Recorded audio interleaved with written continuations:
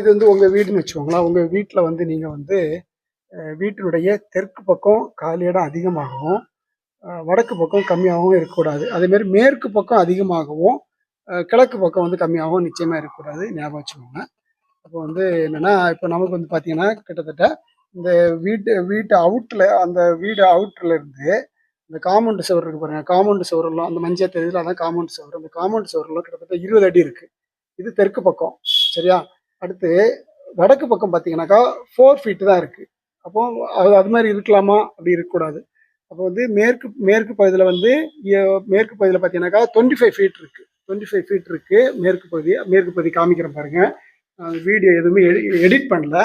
உங்களுக்கு வந்து ஏன்னா எல்லாருமே நல்லா இருக்கணும் அப்படிங்கிறது தான் என்னுடைய எண்ணம். பாருங்க, அப்படியே காமிக்கிறேன் பாருங்க. வீடியோ எடிட் பண்ணல. இதேதான் இருக்கு இல்லையா, இருக்கு இல்லையா, இதுதான் வீட்டினுடைய அவுட்ரு. இது சரியா? இது வந்து வீட்டினுடைய அவுட்ரு. இப்போ வந்து அப்போ எங்கே இருக்குது அப்படின்னா காம்பவுண்ட் வால் வந்து அங்கே தெரியுது பாருங்க. எங்களுக்கு தெரியுது இல்லையா, இந்த காம்பவுண்ட் வால் அங்கே இருக்குது. இதுதான் வீட்டினுடைய கேட்டு, இந்த என்ட்ரன்ஸ். இப்போ என்ட்ரன்ஸ் வந்து எங்கே வரணும் அப்படின்னா, என்ட்ரன்ஸ் கரெக்டாக தான் இருக்குது. ஆனால் அந்த பக்கம் வந்து அடைப்படக்கூடாது. மேற்கு பகுதியில் வந்து அது ஓப்பன் பண்ணி அதை வந்து என்ன பண்ணி விடணும்னா, என்ன பண்ண போகிறோன்னா, அது ஒரு படி போட்டுருவோம். படி போட்டு அது ஒரு கேட் வச்சுப்போம். சரியா? அப்போ வந்து இந்த இடம் பார்த்தீங்கன்னா ஃப்ரண்டில் வந்து கிட்டத்தட்ட 30 அடி இடம் இருக்குது. அப்போ 30 அடி இடம் இருக்குது, மேற்கு பகுதியில் இருக்குது அப்படின்னா கிழக்கு பக்கம் பார்த்தீங்கன்னாக்கா 31 அடி இருக்கணும். ஒரு அடியாவது, அதாவது ஒரு இன்ச்சாவது அதிகமாக இருக்கணும். ஆனால் நமக்கு வந்து எவ்வளோ இருக்குது அப்படின்னா, இருக்கு எடிட் பண்ண அப்படியே காமிக்கிறேன். வீடு வந்து ஆல்ட்ரேஷன் ஒர்க் எல்லாம் நடந்துட்டு இருக்கிறதுனால திங்ஸ் எல்லாம் அப்படியே இருக்கும். வேலை நடந்துகிட்டு இருக்கு. எல்லாம் ஃபினிஷ் பண்ணதுக்கப்புறம் பாருங்க, செம்ம சூப்பராக இருக்கும். பாருங்க, இது வந்து கிழக்கு பகுதியில் வந்து எவ்வளோ இருக்குது? 7 ஃபீட் தான் இருக்குது.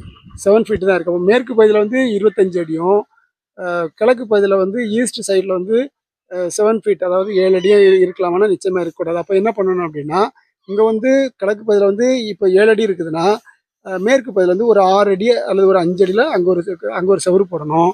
அதே மாதிரி தெற்கு பகுதி காமிக்கிறேன் பாருங்க. தெற்கு பகுதி ரெண்டாவது காமிக்கிறேன், வடக்கு பகுதி காமிக்கிறேன். இப்போ வடக்கு பகுதியில் வந்து இது வந்து பார்த்தீங்கன்னாக்கா 4.5 ஃபீட் இருக்குது. இந்த இடம் வந்து 4.5 ஃபீட் இருக்குது. இந்த தெரியுது பாருங்க, 4.5 ஃபீட் இருக்குது. இங்கே வந்து உங்களுக்கு வடக்கு பகுதியில் 4.5 ஃபீட்டு கேப் இருக்குது அப்படின்னா, அப்போது தெற்கு பகுதி, அதாவது சவுத் சைடில் வந்து அதை விட குறைவாக இருக்கணும். ஒரு 3 அடி இருக்கணும். அப்போ என்ன பண்ண அப்படின்னா, தனியாக ஒரு பீம் போட்டிருக்கிறேன். பீம் போட்டு இதில் வந்து காம்பவுண்ட் சுவர் போட போகிறோம். இதேமாரி பண்ணுங்கள். அது வந்து ஃபினிஷ் பண்ண நான் வந்து வீடியோ